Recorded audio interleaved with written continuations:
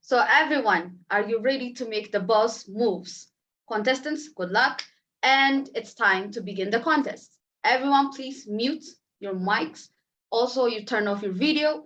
I will call upon the first contestant for this, Toastmaster Enid Kanyuru. Can you please switch on your video? Toastmaster Enid Kanyuru.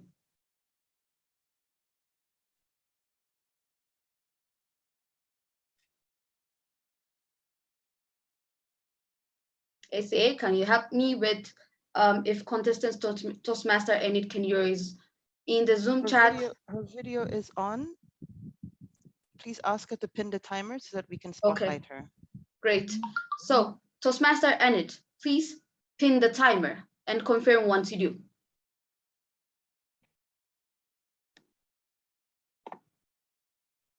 Have you done that? I'm sorry. Yes, I have. Great. SA, please spotlight the contestants. Great. So you can hear me well, right, Toastmaster Enid?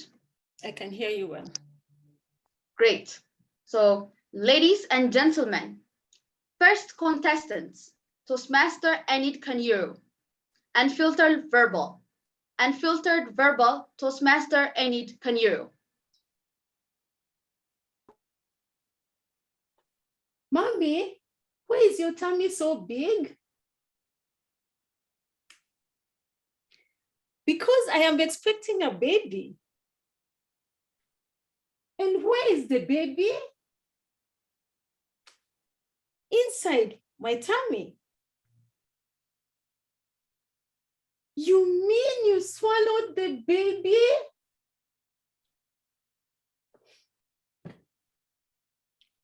Contest chair, fellow Toastmasters and guests, and to mothers who might have sent their children to watch the show Jet Madaraka, like I did, just to concentrate in this meeting.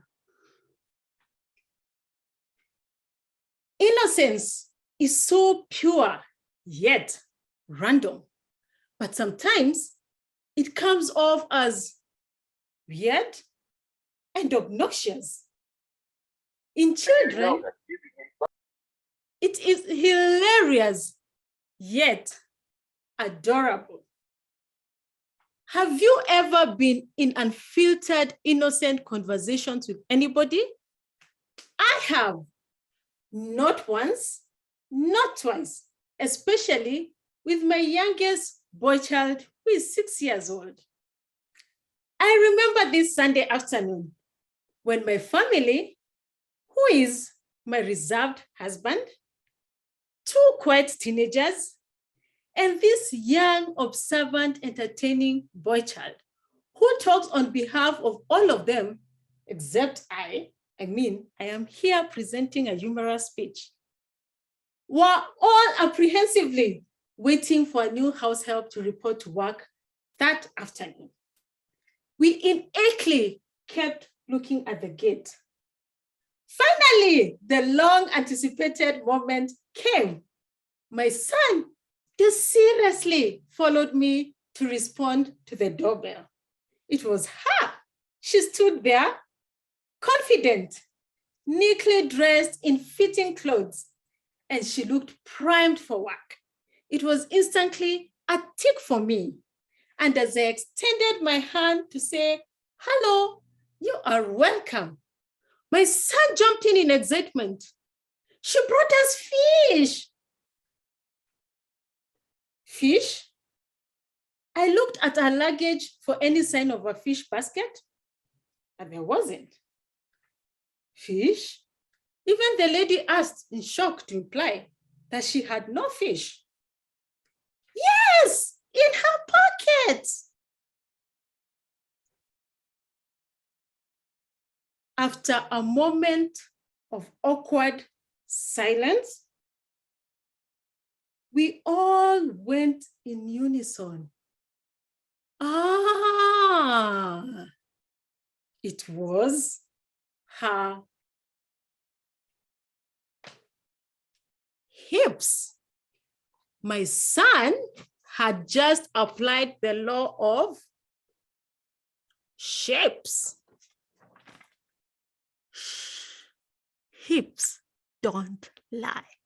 She turned out to be an excellent house help. As a family, we lived on those jokes for long. Every time we had fish, we were tickled. We were tickled also every time we bumped on another endured human being. But this was not the end of my son's encounters with innocence and filters. I remember this yet another Sunday. Looks like Sundays have a way with humor.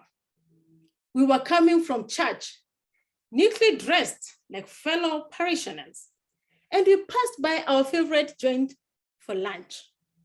As we waited for our orders, my son again shouted as he patted me for urgent attention.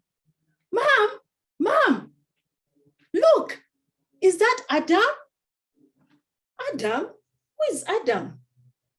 Adam in the Bible, Mom. He insisted like it should be obvious. The man across the table was as perplexed as we all were. But again, it did not take long before we all burst out laughing. The projection in front of the man's neck was so prominent to go unnoticed by a child who was just from Sunday school. For a moment at the restaurant, it was like a comedian had just stepped out of the podium. I was all in stitches, but equally aghast. I wondered, when do filters develop? All this time, I thought it was a children's thing, until this time we had a high school friends reunion. Remember, these are friends we had not met for over 2 decades, except on social media streets through post photos. The exclamations and comments that I had that afternoon confirmed to me that filters are not only for children. This is how one of the conversations went. Hi, congratulations, how many months? The look on my face alone was alone to tell her that it was not the case. Oh, sorry, the weight looks good on you. That is the difference between children and adults. Adults try to put back filters, but the cat is out. With all these incidences, Toastmasters and guests, you realize that the victims did not get upset.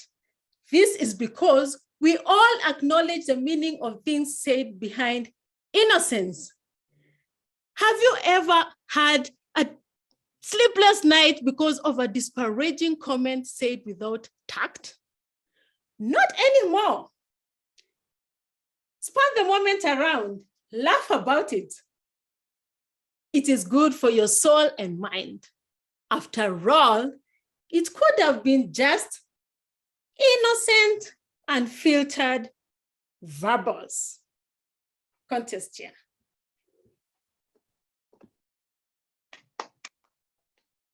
Thank you, Toastmaster Enid. Thank you very much. Timer, please alert me when 1 minute is up. Until then, contest number 2, Toastmaster Bonfasuma, please get ready.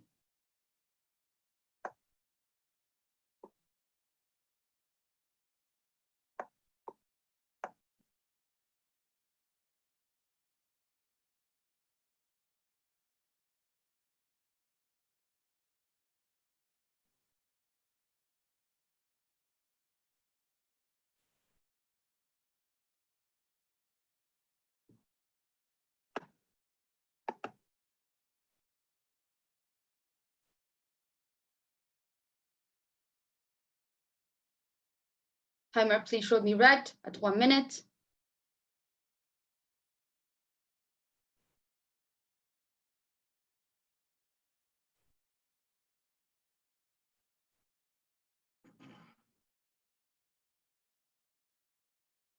Great, thank you, timer. Okay, contestant number 2, Toastmaster Bonfasuma. Thank you for getting ready. Have you pinned the timer? Yes, I have pinned the timer. Great. ACA, please spotlight the contestant. Great, it's already been highlighted. Are you ready, Toastmaster Bonfas Suma? Yes, You can I hear am me, ready. right? Great. Okay. Ladies and gentlemen, second contestant, Bonfas Suma. Who bewitched me? Who bewitched me? Toastmaster Bonfas Suma. Ladies and gentlemen, have you ever found yourself in a situation and you wonder, how the hell did I get in here? I am reminded of the legendary story of a man inside the bottle, or else a situation of inside the box, locked and lost keys. Have you ever wondered whether your witch is dead? Contest chair, fellow Toastmasters, and guests, join me in finding out who is my witch and whether he is dead. I promise to love you, to cherish you, and to honor you. This is my promise. So help me God. Whenever I remember those words, my heart, boom, boom, boom. I reminisce with a lot of nostalgia.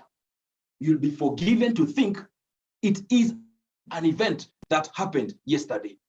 Oh, how I wish they were not just but fond memories. Today, I wonder what became of those wonderful words. How did those wonderful words turn into abusive language? How did the cherished one turn into the djembe drums of West Africa? Today, I am mesmerized on how my bread and butter turned into the Isikuti drums, being buttered left, right, and center. All the same, as I ponder this, one question still lingers in my mind. When will you disembark from this bus? Well, but it says a butter here and a butter there keeps the woman in check. As they say, an apple a day keeps the doctors away. Again, he's also the provider of my family. After a long stay away from home and a long journey back home, he always comes back with the big bread, popularly known in Kenya as the Erega Moshie. Ladies and gentlemen, who bewitched me? And is he alive? What became of the promise to love you and never to have an eye for another woman? I vividly remember how he described you as the epitome of beauty. How I remember his swearing in that he'd rather die than betray you. I'll swim every ocean, climb every mountain, just to be with you. Though the promise to swim every mountain and to climb every ocean, today he crosses from home to home. He's no longer satisfied with home matches. He also plays away matches. In fact, scoring hat-tricks left, right, and center. There, they know him as the goat, the animalia. What became of the bread in breakfast? Or is it breakfast in bed? All the same, I still, when will you be sick and tired of this? But I still love him. He's my one and only love. My sweet poison, my pumpkin, my Alejandro, the only one of his kind in sub-Saharan Africa. Ladies and gentlemen, who bewitched me, and is he alive? What became of the promise of being an ever-present dad, promising to foresee kids in their entire growth?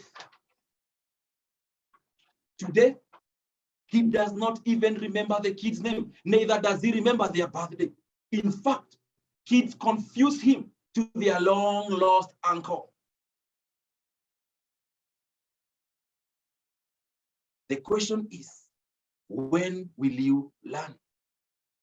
Well, but he's the father of my children. As the good old book says, children are a heritage from the father, and blessed is the man whose quiver is full. What will be the state and fate of my children if I leave their father? Ladies and gentlemen, am I bewitched? And is my witch alive? In the words of the Kenyan Kikuyu Benga musician, Peter Kigia, Omo de daigare katumanwe, ona okoro ewito, pere pepe maya, loosely translated to mean, if the center can no longer hold, we are better off separated. Thanks to God, the witch is alive. Ladies and gentlemen, who do you think that witch is? Who do you think? Yes, you are right. That witch is me. And you think the witch is dead? Your guess is as good as mine. Thanks to God, the witch is alive and the enchantment's gonna be broken. Ladies and gentlemen, or shall I say ladies? Like Siamese twins, we shall stick together until disrespect do us part, until battering do us part, until blackmail do us part, until unfaithfulness do us part. In the words of Plato, and I quote, only the dead have seen the end of the war. My witch is alive. My witch is alive. My witch is alive. Contest chair.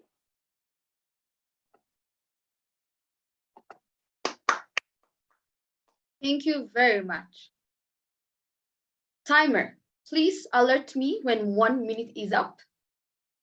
We have 1 minute of silence. Until then, contest number 3, Toastmaster Paul Kavuma, please get ready.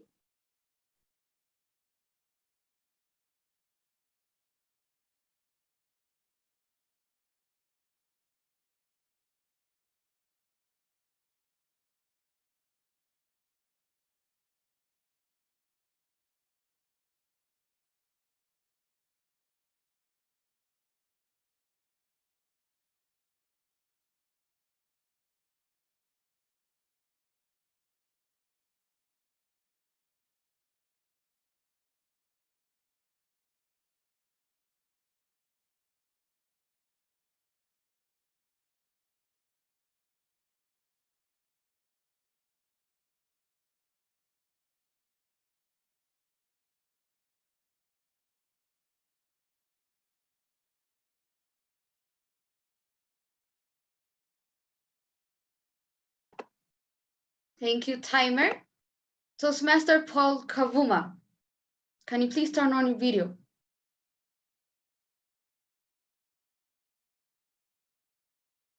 His video is on.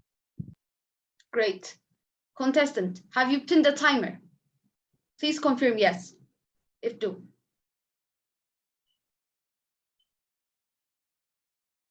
Toastmaster Paul, have you pinned the timer?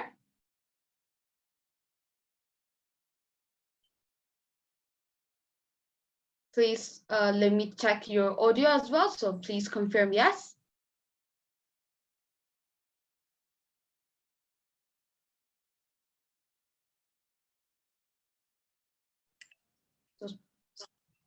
Can you confirm?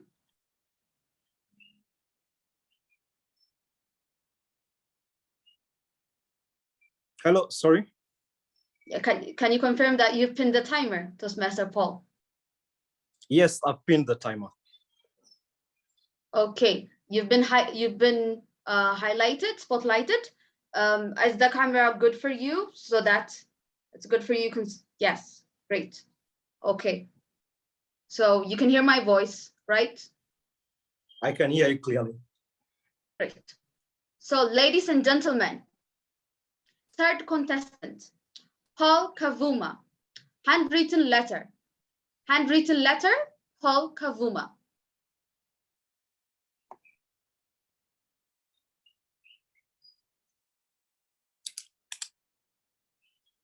The click of this pen reminds me about an English class that I'm sure we have all attended. The class of letter writing. Some of you might have already forgotten what even a letter is. The main challenge I had with that English letter writing class was my very poor handwriting. My handwriting is so bad that sometimes I struggle reading it, wondering whether I'm holding the page upside down, inside out. Could it be English or French? Growing up, my very poor handwriting earned me a myriad of nicknames. Names like Gifted Hands, Future Medical Doctor. In fact, I'll never forget the day someone told me that my handwriting reminded them of chicken scratch. Ouch. That was quite offensive to the chickens. Contest chair, fellow Toastmasters, and anyone else out there that could be having a much better handwriting than mine. Tell me, what's your excuse for not having written a letter in a long while? I'll tell you my excuse. It's the drama that it comes with. Letter writing was a big deal back in my high school days, especially for us who attended boys-only school, because it was the only way of communicating with the girls, who are obviously in a girls-only school. That's where the drama came in.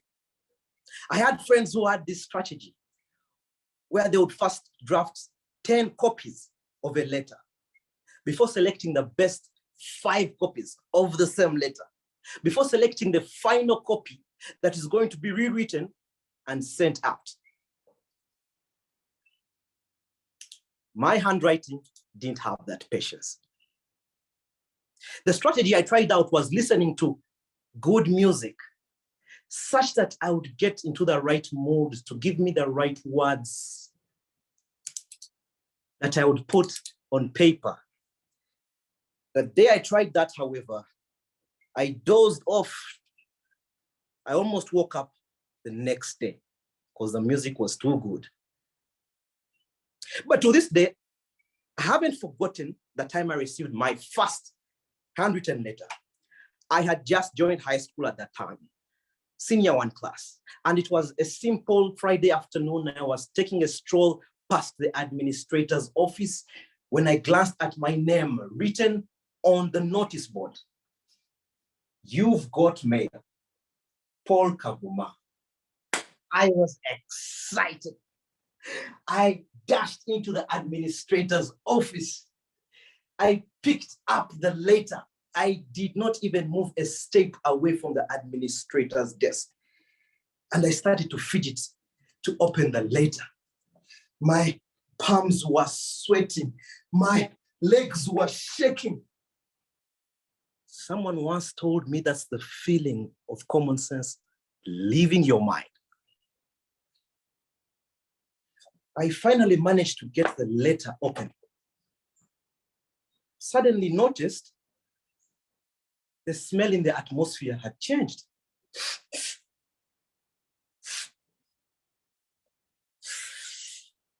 Oh yes, it's the perfume that had been sprayed all over the letter. The drama had just begun.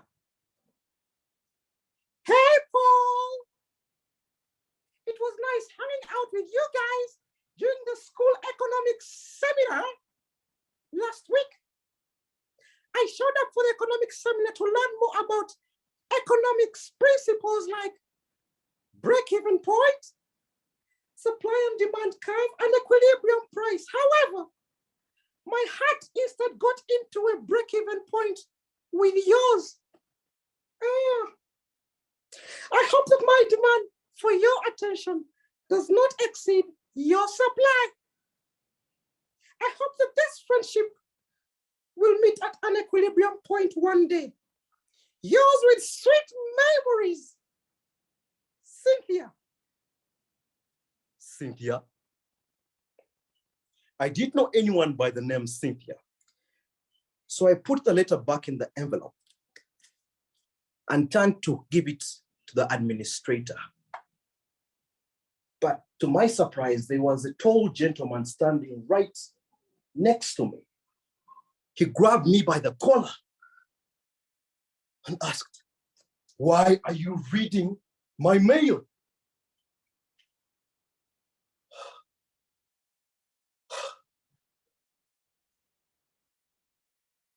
Not only was he 5 years older than me, 5 classes ahead of mine, we actually shared the same name, Paul Kavuma.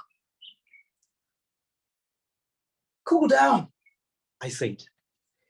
And as I gently handed him the letter, I swiftly ran out of the administrator's office, and the whole school had their faces peeping out of the window, watching a Tom and Jerry movie of Paul Kavuma chasing the shorter version of himself.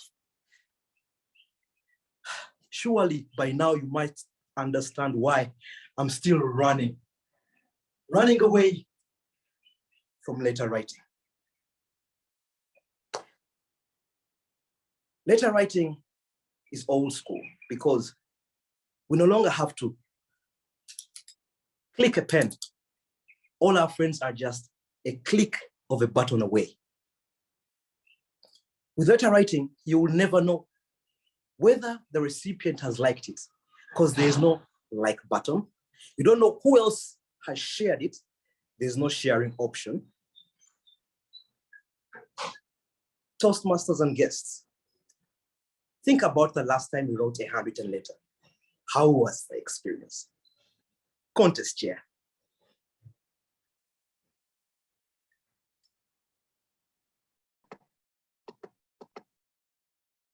Thank you very much. Timer, please alert me when 1 minute is up. Until then, contest number 4, Toastmaster Dumvung Ugunda, please get ready.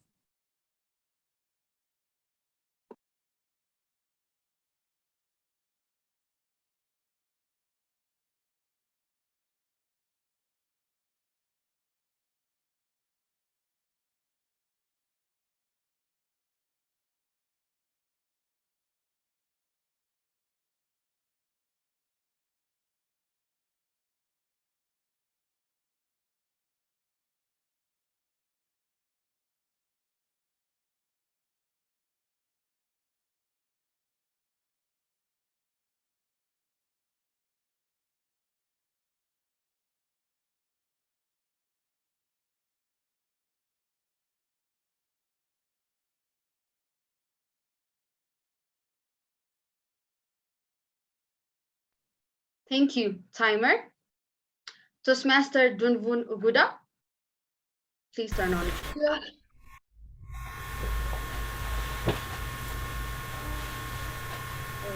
Okay. I think it's from you.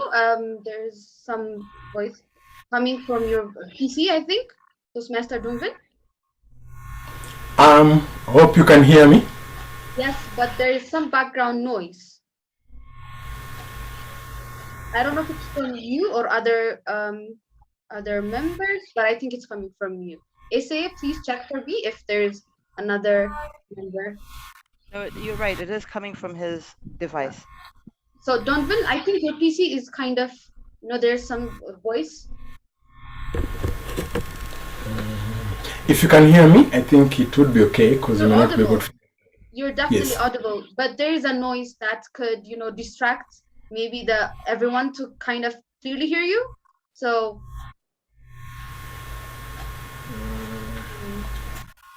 is there anything that you connected your PC with? No, nothing. Do you have a second device?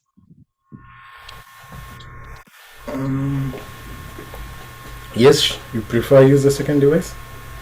No, maybe mute the second device. It's not connected.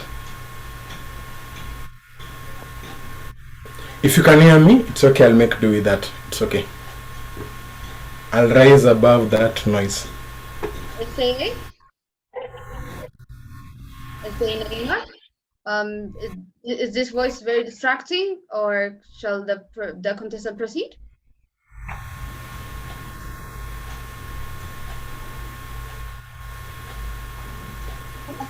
Is it very distracting? It's very audible. Can you please proceed talking? Just say 1, 2, 3. 1, 2, 3. When you 1, 2, 3. when you speak, it's kind of lower. I Say think Naima. he's fine. I think he's fine to proceed. Great. Thank Okay. you. So, have you pinned the timer? I've pinned the timer. Right, and you've been spotlighted. Okay. So, ladies and gentlemen, contestant number 4, Toastmaster Dunvun Oguda. Why I got married? Why I got married? Toastmaster Dunvun Oguda. When you finished campus, what was your first assignment? Anyone in the audience? I wish I could get a response from you. My assignment was 1. Changing my wardrobe. Why? Imagine from campus and your first job is in audit, having to put on suits. Somehow, I managed this very well. After some time, all I had was my suits and shorts that I used to sleep. These worked very well until this time when I now needed to go home for the family gathering. Why couldn't this work? When you go for the family gatherings, you need to sneak in. So sneakers are the appropriate shoes. But can I put on my sneakers with my suits? I'm not sure. But why sneakers? Because Auntie Rosa is there waiting for me to ask the dreaded question. Where is our daughter? So as usual, I usually walked in like a chameleon on a wiggly wig twig. I decided that was the last time this was gonna happen.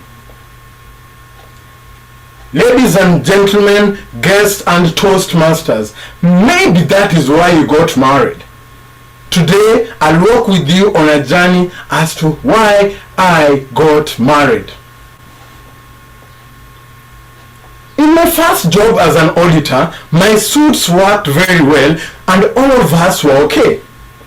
But my friend John made a move. His move changed everything.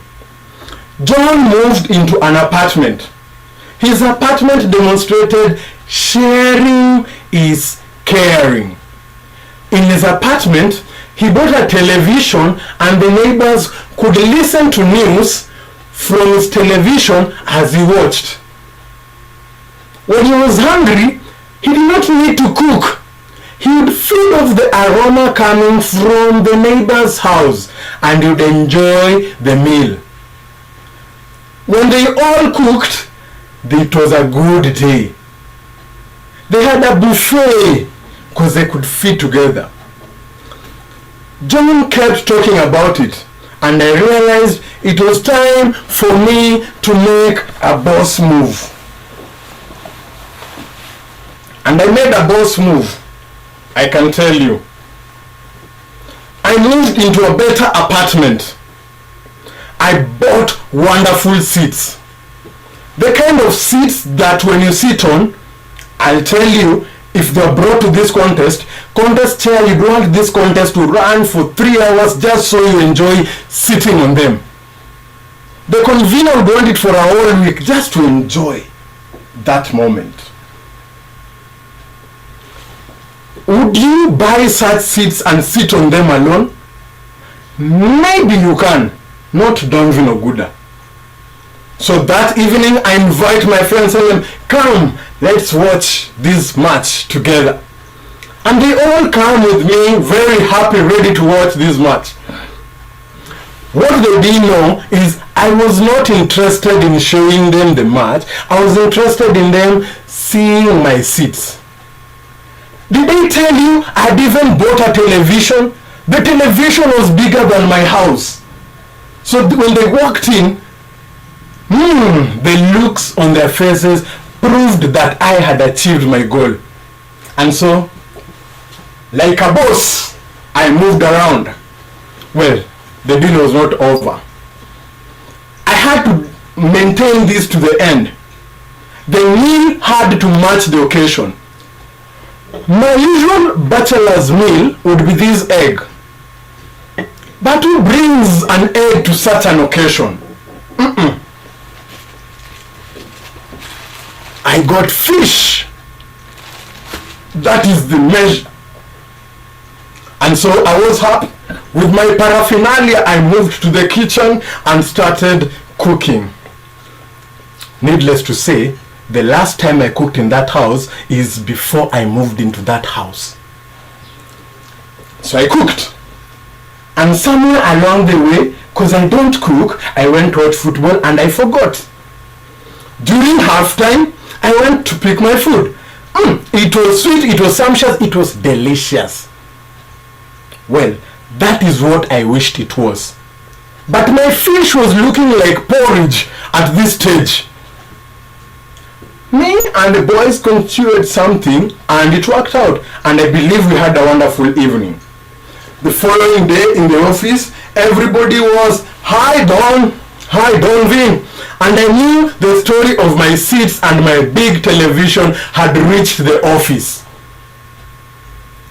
That evening, I had the special opportunity of even inviting this friend Lisa, not her real name, lest she be in the meeting and I'm chased away in the evening. I invited her to dinner. We had a good time. As you can see, I'm humorous. I'm in the humorous contest. So things are working. Until the $1 million dreaded question came. Tell me about the fish. Ladies and gentlemen, I came up with something. The following evening, we were in my house and I was being taught how to prepare fish. That fish that evening was finger-licking sumptuous.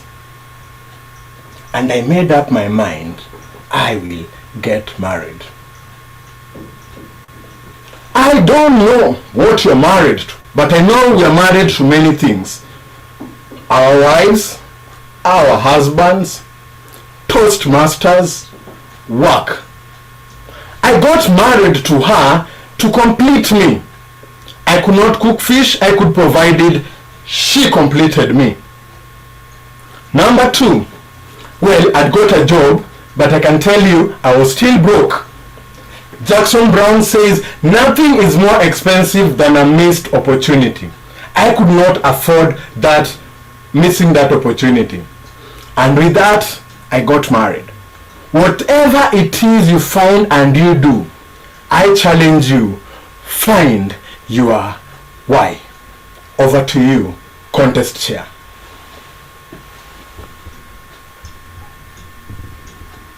Thank you very much. Thank you very much. Timer, please set 1 minute and let me know when 1 minute is up.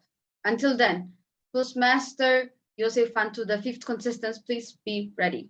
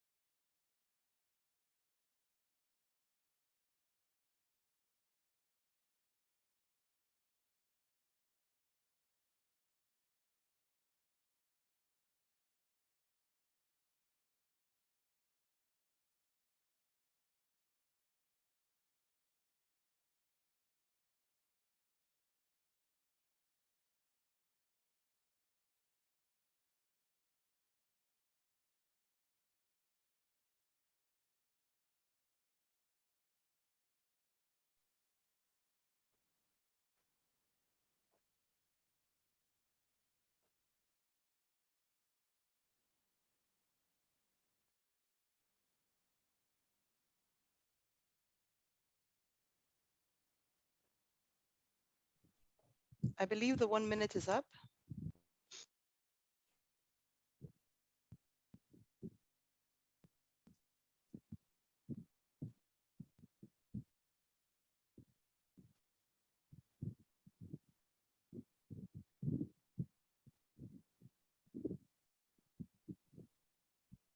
Ace, thank you for unmuting me.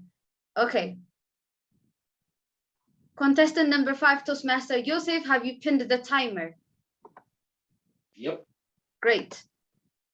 And Ace, please spotlight the contestant.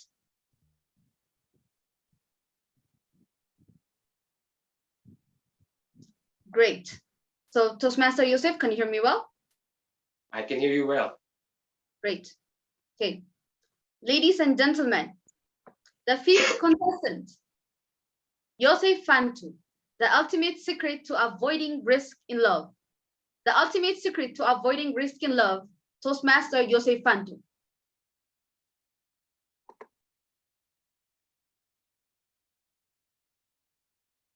My wife has been binge watching this new series recently. She says it's very, very interesting. She's even taking notes. You might know this series. It's called How to Get Away with Murder. And after seeing 6 seasons of How to Get Away with Murder, I am convinced now that she is writing her own version of How to Get Away with Murder. I'm not gonna lie, I'm so happy. Contest chair, fellow Toastmasters, ladies, gentlemen, husbands, wives, boyfriends, girlfriends. And just like you, I have always been searching what is the ultimate secret to avoiding risks in love. Because since I was a little child, about 8 or 9, I've always known that love had superpowers and came with huge risks. Her name was Rebecca. When I first saw her, it's changed the way I perceive reality. To this day, it's why I love superpower movies. Whenever she came in the school play area, she glided on the floor. Birds would be singing on top of her head. Synchronically, she had the power to make me hallucinate. Every time she passed by, my heart would be beating, beating, beating. My heart would be so sweaty. She had the power to manipulate my body. She made me know parts of myself I did not knew existed. Unfortunately for me, I was just a baby, and nobody told me that I was actually supposed to physically go tell her my feelings. The windows just closed. One day, Rebecca and her family flew away to a different country. How many times I have wished that I told her the what ifs were killing me inside. The risk of losing love was so unbearable. What if I actually told her, Rebecca, I think I love you. And she said, oh my God, you said you've been waiting all your life for me. I've been waiting all my life for you. And would be holding hands and would be the first couple in the primary garden. How it would have been wonderful. Sitting in the maths class, I was looking all the time, staring at the door, saying, what if she actually came back? And she never did. And instead, I had to listen to what the maths teacher said. That's why during all my teenage years, I decided to cultivate my own superpower, repelling beautiful girls. That's right. I used my awkward smile, my inability to make small talk, and my not existing physical power to repel all beautiful women. That's right. No love, no risk. And I was getting really, really good at it. Until I met Martha, that is. She showed me about the risk of missing out. I have to say, I liked her. She knew it. She thought I was cute and funny. Words I never thought I'd hear another person say in my life. We had 3 of the most magical days together. And on the fourth day, I was about to show off all my talents. So I invited her to a really nice dinner, a really great, affordable restaurant where we ordered tea. We locked eyes into each other, and then the moment came, and I said, would you like to be my girlfriend? I'll treat you good. Yeah, showing off my moves. Behind me, I can hear the actual band dancing with me. I was Justin Bieber. She did not agree with me. I still remember the horror on her face. A couple of days later, she dumped me. She said it wasn't her, it was me. But you know what? That was a wonderful moment. She taught me two great lessons in life. One, I should never underestimate my superpowers of repelling women.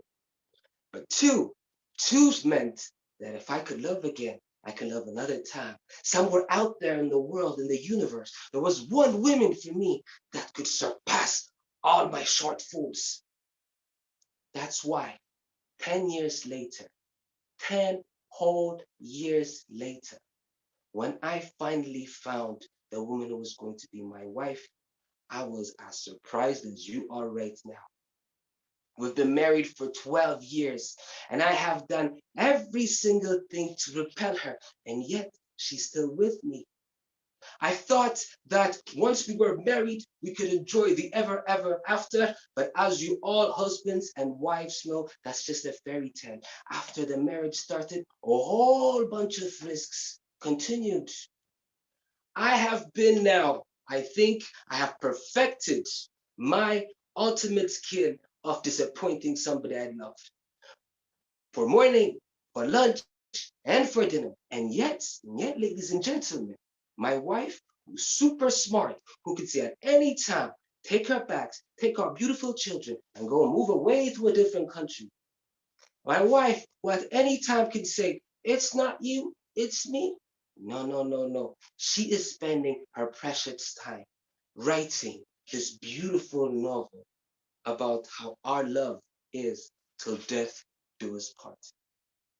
So contest chair, fellow Toastmasters, distinguished guests, ladies, gentlemen, husbands, wives, boyfriends, girlfriends, know that it's from the deepest of my heart that I say, I hope that your spouse writes a book on how to murder you too.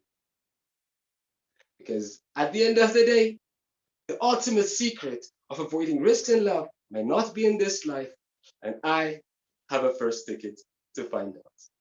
Back to you, Toastmaster.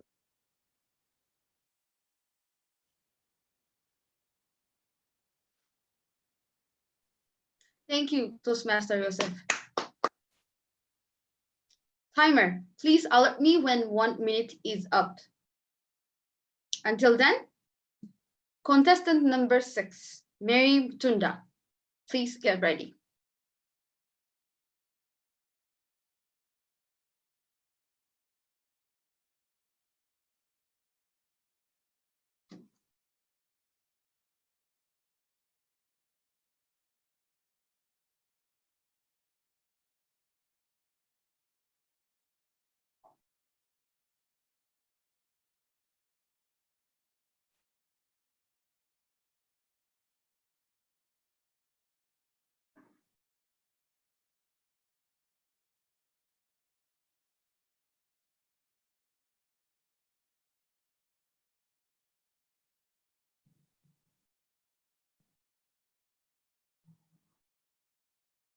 Thank you, timer.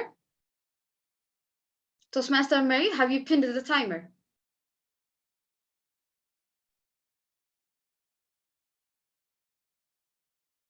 Yes, I confirm I've pinned the timer. Great. And I say, please spotlight, then great. Can you hear my voice well? Loud and clear. Mine? Great. Ladies and gentlemen, the 6th contestant, Mary Mutinda, Language Affairs. Language Affairs, Toastmaster Mary Mutinda.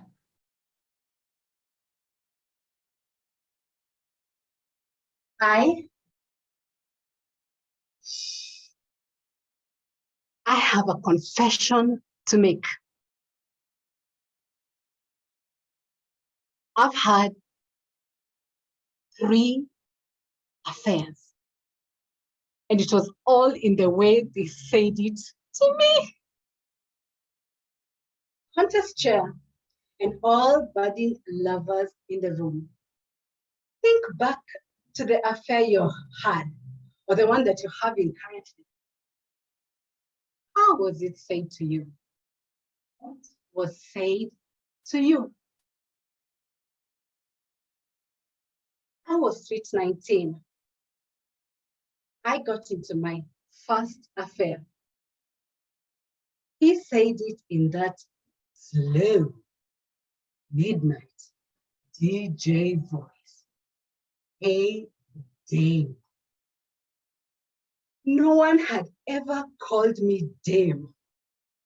Not especially when my mouth was full of braces and I had a disastrous sense of fashion yet to recover. Hey, Dame made me feel like a woman, a goddess. And I was on a wild ride of affair. Most of it in my imagination. Turns out that a catcall is not a very good indicator of an emotionally comfortable relationship. Fast forward a decade later, second affair, lesson not learned. This time, it was not even in the sophisticated language, far from it. All he said was, I don't have enough cows at the moment, but I tell you, if I had enough cows, I would give you the ride of my life. That was a dignified English translation. His actual verbatim was in Kiswahili. Nawaambia, ningekuwa na ng'ombe saa hii, ungenitambua. Directly translated to, I tell you, if I had cows now, you would get to know me. His uncultured, bare knuckle language melted through my guarded daredevil heart. And before I knew it, I was round on an affair, on a ride to the altar, and a ride straight to the village of Tebarwa for my womanhood to be tested. Turns out, word had gone round the village that their son had gotten lost in the big city to those girls that wear trousers, paint their nails and their lips, and have strange hairstyles. You can imagine the shock and disbelief in me, a prim and proper Sunday school teacher called a slay queen. But I figured out that I would get through this test of womanhood with the normal and all-time tested language of love. Cook, cook, cook for the village, right? Next morning, I walked into the roundhouse kitchen with a misplaced sense of arrogance. Staring in front of me were 3 stones and wet firewood. Last time I saw 3 stones was in my kindergarten storybook.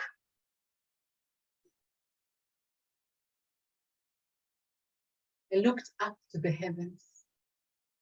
If the good Lord had done it before, he will do it again. Good Lord, send down the fire.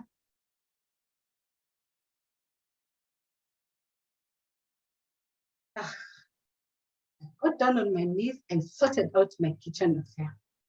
Long story short, 2 whole newspapers and a full matchbox later, there was fire. By now, the giggles and guggles were getting louder, and it was way past 8 o'clock, and the hunger was piling up. It does feel very strange to be in a space full of people and feel all alone. Robin Williams. Just then, something magical happened. Grandma walked in.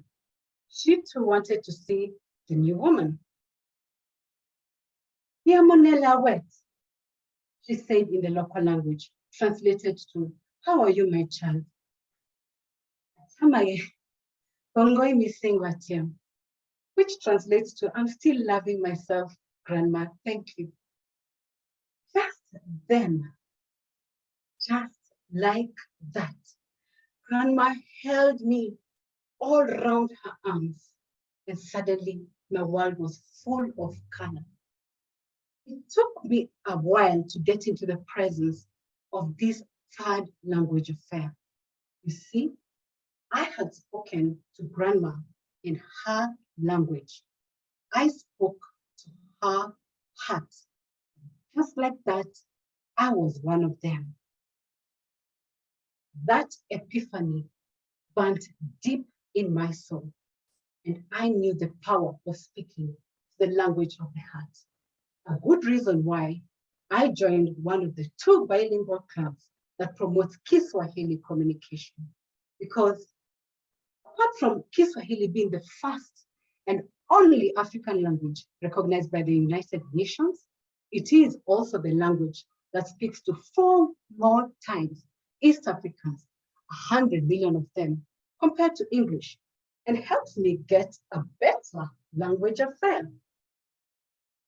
But for all of the budding lovers in the room, having your love affairs, if you do get an opportunity to promote your affair in the village, please do remember to carry a whole bunch of newspapers and a matchbox full. Thank me later. Contest chair.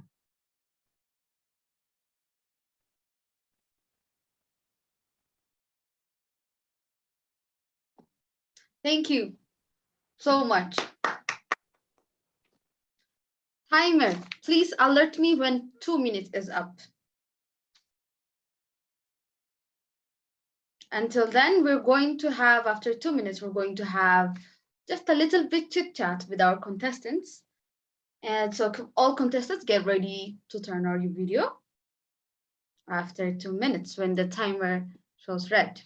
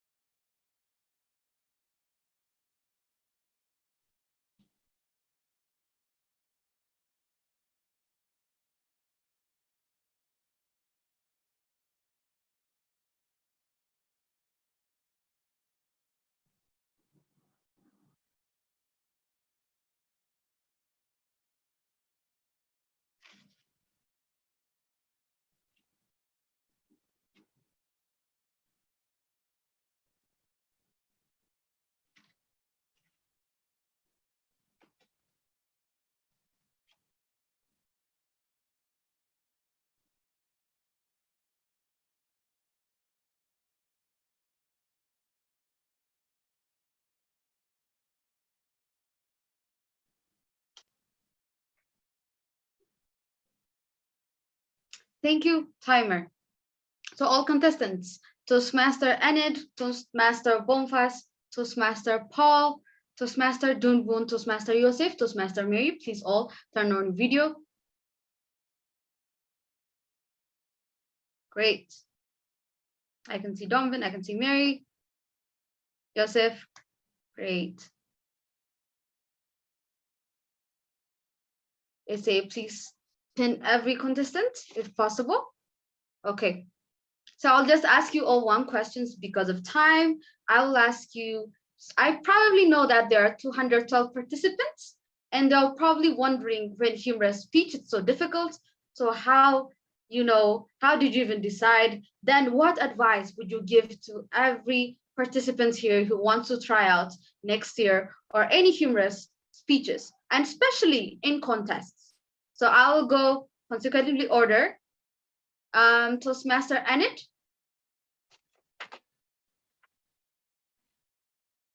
What advice would you give for, oh, please unmute. I say please unmute Toastmaster Annette.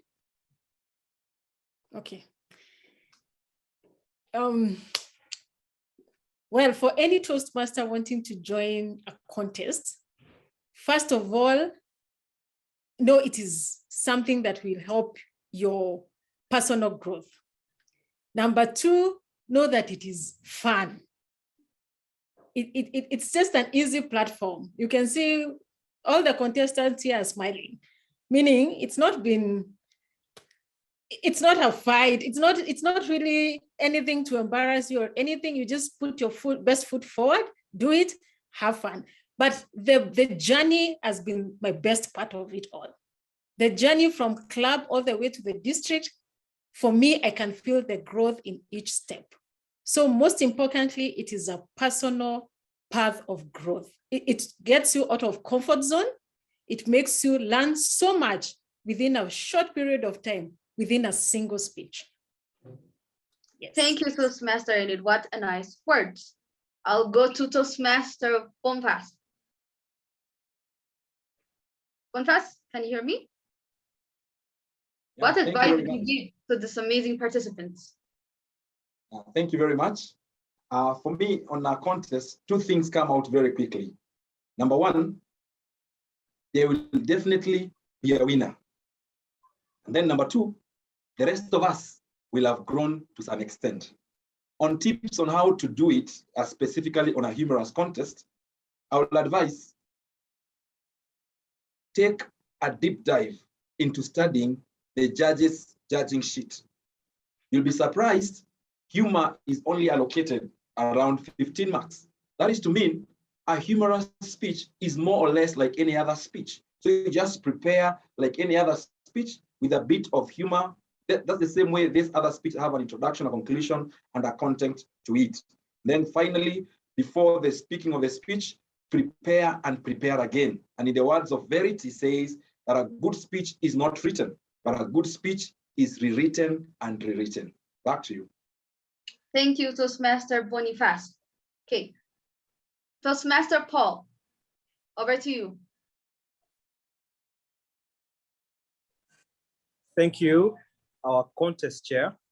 I guess for me, the takeaway from this whole contesting experience is the process of preparing a speech. There's a lot that goes into this 7-minute speech. You get to meet people to help you, to give you feedback, which you keep incorporating in your speech. You meet more experienced speakers to help you organize your speech. And so by the time you show up to deliver it at club level, at area, at division, and now at district, there's a lot of growth that's happening behind the scenes. What we are witnessing today is just, I should say, a final product, but it's the process that goes into preparing this final product that really encourages me to keep showing up, because I keep learning a lot. I learn a lot about what it takes to be humorous, what it takes to organize a speech, what it means to throw a punchline, and how to organize the timing and all those techniques. The best way to do that is when you're learning it for a contest, because then your input is even much more than a normal club meeting. Back to you, contest chair. Thank you so much, Paul, for the kind words as well. Toastmaster Dunbun, what do you say to our 218 participants?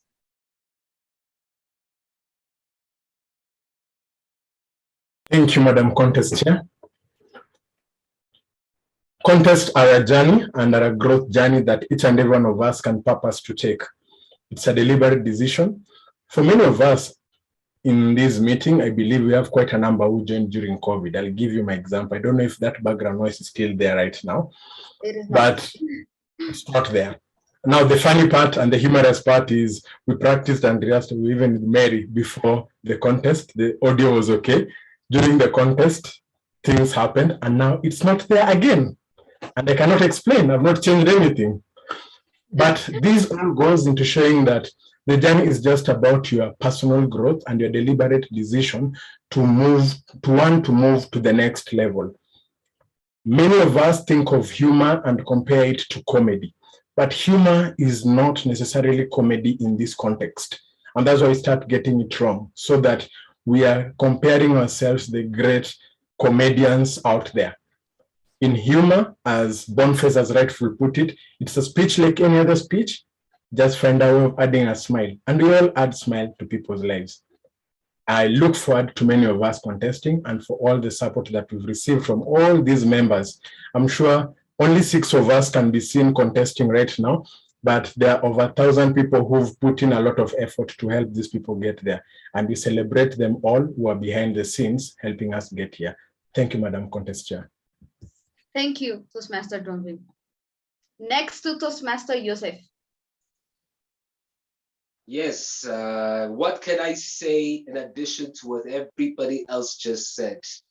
I think humor, if you want to appreciate the value of humor, humor kind of makes you see things in different ways. Humor helps you understand how you can surprise people from out of the box. And I promise you, something that I've learned in the last couple of months preparing for this, it's that it's very, very hard to be funny when you're supposed to. So you take that challenge, you move along, do your best, and that is what this contest gets you. Back to you. Thank you, Toastmaster Yosef. Last but not least, Toastmaster Mary. Thank you so much. I really marvel in the Toastmasters platform. It is voluntary, and you are genuinely allowed to fail. You don't have to make anybody laugh. But today I have cracked my lips looking at a fish shape, looking at a pen again, looking at how to die, and many, many other ways. So I think that it's just do it. One of my mentors mentioned that Toastmasters is probably one of the few international organizations the size of Coca-Cola that has a member as a product. We have to see growth in Mary, and Mary has seen growth in herself. And it did not have to be a perfect laughter. It did not have to be Trevor Noah. It just had to be Mary, just Mary. So just do it. Get yourself there. It's always open for you to try. Back to you, Megdes. Thank you, Toastmaster Mary. I must say, from all participants, after hearing you, I'm probably thinking next year, people are going to participate with these amazing remarks. So thank you, everyone. So let's all applaud. You applaud for yourself as well for making the boss moves. Everyone use your emojis to applaud for the amazing 6 humorous contestants. You did the big boss moves. SA, please show their participation certificate. Toastmaster Enid Kanyuro, certificate of participation.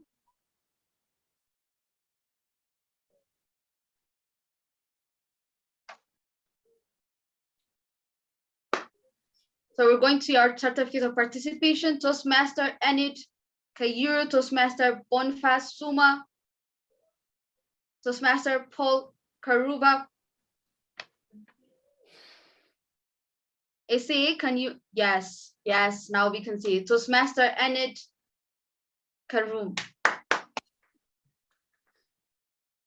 Toastmaster Boniface. Toastmaster Paul. Toastmaster Donvin. Toastmaster Mary.